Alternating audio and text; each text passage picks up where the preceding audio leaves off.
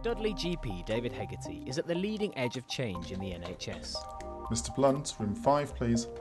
As chair of the Dudley GP Consortium, he represents 55 practices, serving more than 300,000 people. In December 2010, the consortium was named as a pathfinder, the first wave of clinicians to deliver the government's changes in healthcare provision, where GPs will control 80% of the NHS budget by commissioning healthcare for their patients.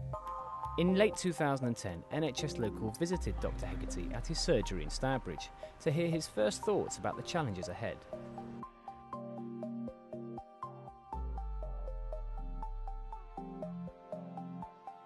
It's been very, very interesting, it's been very exciting. It's also worrying to a degree. This is a big responsibility for us here.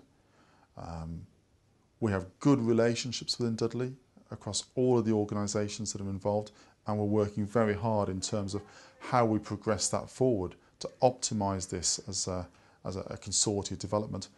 Are we ready to go for this today? No, but that's very upfront. We have an organisational development strategy that means we will be up and ready to go April of next year, April 2011. That's when we'll be ready to go.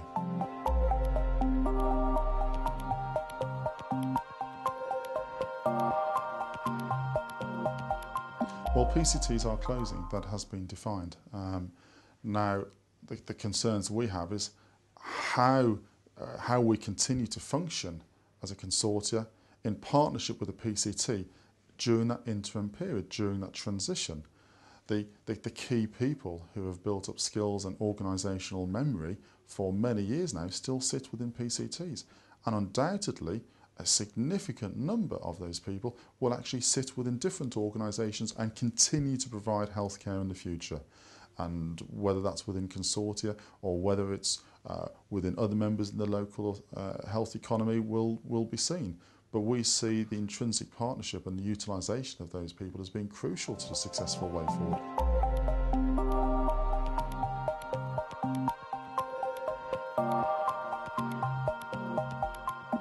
I don't see any individual GPs making money, becoming rich on the back of this. It's been very clear, and David Nicholson stated this, that there will be a cost-neutral renegotiation of the GP contract. Cost-neutral implies no extra money, and actually I'm not aware of any extra money in the economy as things stand. Now, in terms of the financial risk, I think it's a very important point. If PCTs are currently underspending, if there is poor financial behaviour in PCTs at present, I'm not saying within all, but if there are within some, will this move forward to consortia? Or will there be a clean start? Will the slate be wiped clean and all debts cleared? I think that's a very, very important point. And undoubtedly, how can consortia move this forward successfully if they carry forward the financial burden of history?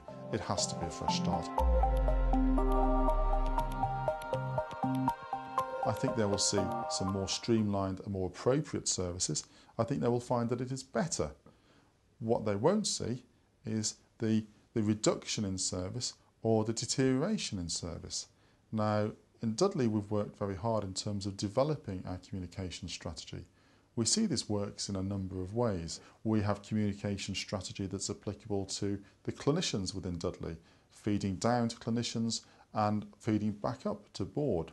Now, we also have outward-facing communication in terms of how we inform the population about what is happening and what the changes are, but also how we engage with the population to seek their opinion as well.